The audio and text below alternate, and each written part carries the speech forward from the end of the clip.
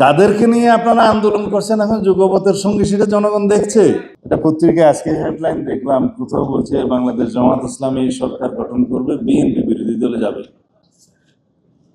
তো ভাই সব আপনারা কি নির্ধারণ করে দিয়েছেন বিএনপি বিরোধী দলে যাবে নাকি জনগণ করবে?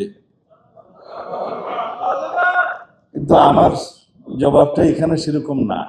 আমার জবাব হলো, আপনারা যখন এত বেশি কনফিডেন্ট হলেন, আত্মবিশ্বাসী হলেন যে সরকারি দল হবেন, তাহলে নির্বাচন না আসেন না কেন? আজকে এই বাহানা, কালকে এই বাহানা, পরশু এই বাহানা দিয়ে নির্বাচনকে বাধাগ্রস্ত করতে চাচ্ছেন কেন? উদ্দেশ্য কি সেটা তো আমরা জানি, আরো একটু কিছুদিন পরে বলবো। কাদেরকে নিয়ে আপনারা আন্দোলন করছেন এখন যুগপথের সঙ্গে, সেটা জনগণ দেখছে। তাদের মধ্যে একটি দল আছে, আমি নাম নিলে তো আবার অসুবিধা। 2024 সালের 7ই জানুয়ারি আমিডামি নির্বাচনে অংশগ্রহণ করেছিল। মার্কাটা বলতে পারি না? না, আচ্ছা, আপাতত এটা থাকলো, কারণ 7টা দলের মধ্যে আপনারা নাম খুঁজে নেবেন। তারা যদি যুগপথের সঙ্গে হলে নিষ্পাপ হয়, তাহলে বাকি যারা 28টা দল দামি দামি নির্বাচনে আওয়ামী লীগের সঙ্গে হয়েছিল, তারা কি মহাপাপী?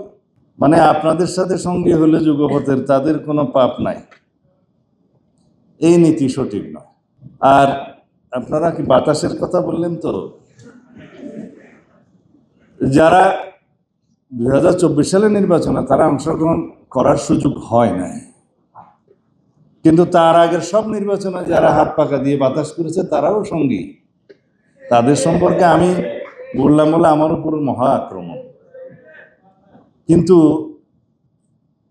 সবাই এক এক রকমের দাবি নিয়ে আন্দোলনে যেতে পারেন, গণতান্ত্রিক অধিকার আছে। তা আমরা বলছিলাম যে বিষয়গুলো এখনো আলোচনার টেবিলে নিষ্পত্তি হওয়ার অপেক্ষায়, সেই জন্য অতিরিক্ত চাপ প্রয়োগ করার জন্য কি আপনারা রাস্তায় গেলেন? এক্সট্রিম মশার কয়েল প্ল্যান্ট ফাইবার দিয়ে তৈরি, ডেঙ্গু, চিকুনগুনিয়া বাহি সহ যে কোনো মশার বিরুদ্ধে দেয় এক্সট্রিম সুরক্ষা। তো সেই চাপকে আবার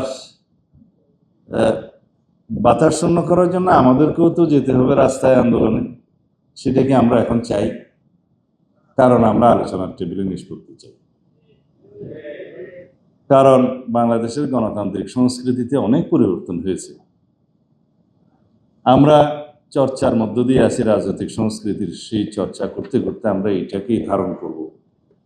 আমরা ঐক্যবদ্ধ থাকবো জাতীয় ইস্যুতে, দেশের স্বার্থে ইস্যুতে, স্বাধীনতা, সার্বভৌমত্ব, গণতন্ত্রের ইস্যুতে, যে কোনো জাতীয় বিষয়ে আমরা ঐক্যবদ্ধ থাকব। কিন্তু গণতান্ত্রিক চর্চায় আমাদের মধ্যে বাহাস হবে, মতভিন্নতা হবে, বহুমত পোষণ করব, কিন্তু সেটার নিষ্পত্তি হবে আলোচনার টেবিলে।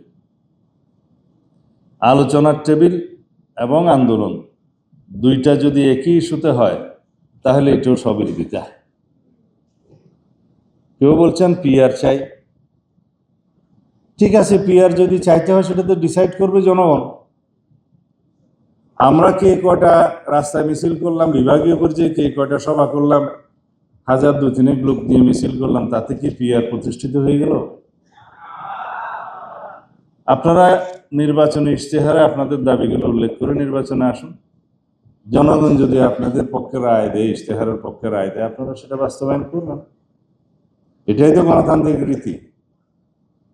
আর কেউ বলছেন এই সনদের আইন আনুক, আইনি ভিত্তি যদি না দেয়, তার ভিত্তিতে নির্বাচন না হয়, তাহলে নির্বাচনে যাবে না, ইত্যাদি ইত্যাদি।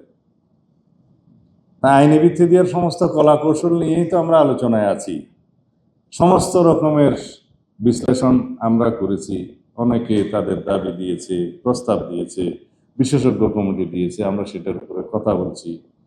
এবং কোন পদ্ধতি অবলম্বন করলে ভবিষ্যতে সাংবিধানিক জটিলতা হবে না, আইনানুগভাবে নির্বাচন করতে পারব, সেই বিষয়ে আমরা মতামত দিয়েছি। আসুন, আমরা বিচার বিভাগের মতামত নেই, কারণ দিন শেষে এটার ইন্টারপ্রিটেশনের জন্য, বৈধতা অবৈধতা যাচাইয়ের জন্য তো সেই বিচার বিভাগের কাছেই যাবে।